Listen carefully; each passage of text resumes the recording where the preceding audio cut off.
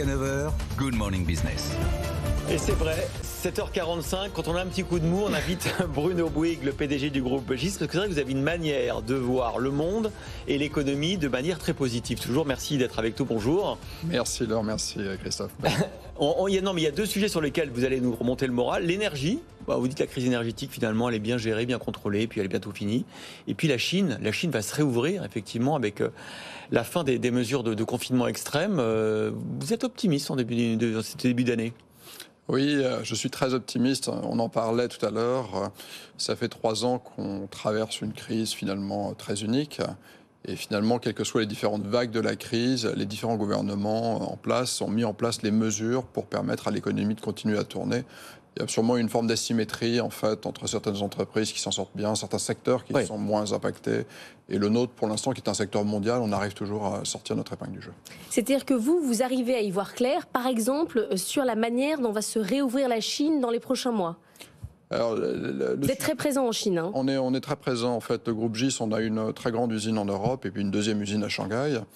Et c'est vrai que les 3 dernières semaines ont été absolument extraordinaires puisque on a senti les premiers cas Covid qui sont entrés dans notre usine il y a 3 semaines. C'était le vendredi, je me rappelle très bien, aux alentours, je crois que c'était le 16 décembre. La semaine d'après, on a eu 80% de l'usine qui a été touchée. Ah oui. Et la semaine dernière, on a eu une semaine d'arrêt pour quasiment tout le monde. Donc on a essayé de travailler du mieux qu'on pouvait. Et ce matin, j'appelais mon patron chinois en venant ici. Et il me disait que 90% des collaborateurs étaient rentrés. D'ici la fin de la semaine, tout le monde sera là.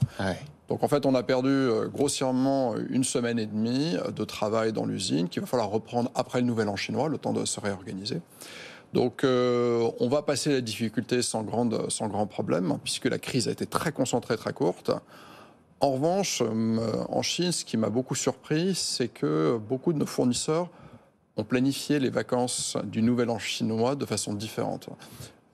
D'abord, le Nouvel An chinois, cette année, très tôt, c'est le 22 janvier.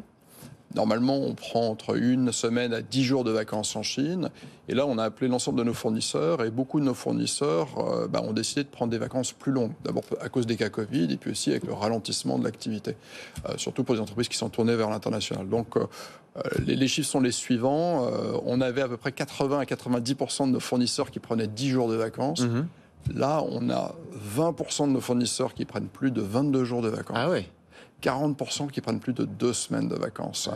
Donc on voit bien qu'entre le Covid et un ralentissement de l'activité par des organisations aussi, eh bien, tout le monde a ralenti son activité et je m'attends à un très fort rebond après le Nouvel An chinois. C'est-à-dire que là, on déstocke pendant le mois de janvier, en travaillant moins. Et on va consommer des vacances, on s'organise, les vacances du Nouvel An seront un petit peu plus longues. Et après, je pense que d'abord, il va falloir rattraper le temps perdu pour tout le monde. Et deuxièmement, je pense que le gouvernement chinois va mettre en place un plan de relance un peu à l'européenne. Ou à l'américaine. Ou à l'américaine. C'est-à-dire qu'au début du Covid, la Chine, finalement, on a tous regardé ce qui s'était passé pour savoir en Europe ce qu'il fallait faire. Je pense que là, c'est la Chine qui va regarder l'Europe et les États-Unis pour savoir ce qu'il faut faire. L'autre sujet, c'est celui de la crise de l'énergie. Dans ce journal, dans les journaux de la matinée, on a essayé un peu d'expertiser. Est-ce qu'effectivement le cas, par exemple, de William Saurin est un cas isolé ? Est-ce qu'il y a beaucoup d'entreprises qui vont arrêter de produire à cause de la hausse des coûts de l'énergie ? Ou est-ce que finalement, c'est la fin de la crise ? Est-ce que le plus dur est derrière nous, selon vous ? Alors, j'ai pas de boule de cristal, comme vous en doutez.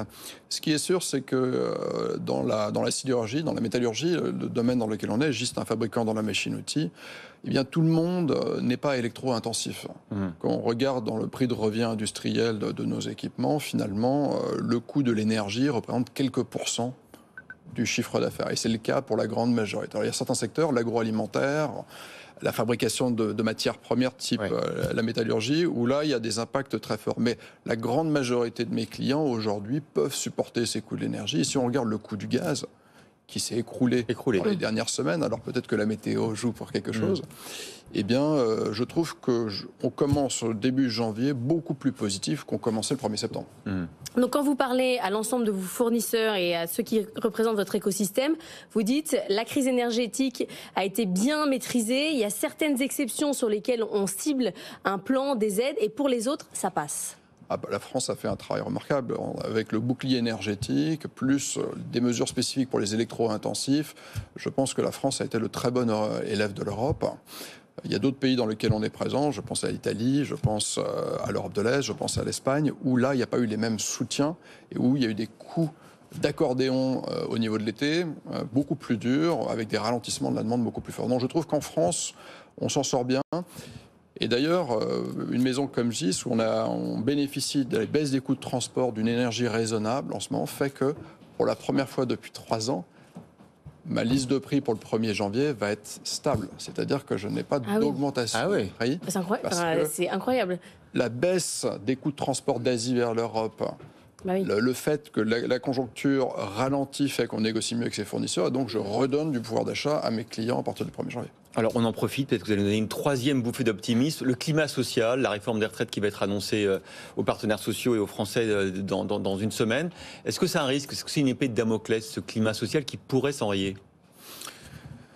Je pense que tout ça, c'est de la négociation. Ce qui est sûr, c'est que la France, c'est un des derniers pays en Europe où l'âge de départ à la retraite est très tôt. Donc je pense que dans la construction de l'Europe, il faut qu'on commence à européaniser nos règles. Donc je pense qu'il va y avoir une négociation qui va se faire et on va converger vers une moyenne européenne qui est entre 63, 64, 65 ans.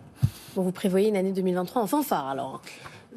On est très optimiste de notre côté pour 2023. Je rappelle, et je l'ai dit la dernière fois, l'euro-dollar a beaucoup baissé, ça donne énormément de poids. Il remonte un peu, 1,07 là, bon attention. Ça reste encore modeste. Okay. Merci beaucoup Bruno Bouygues, PDG du groupe GIS.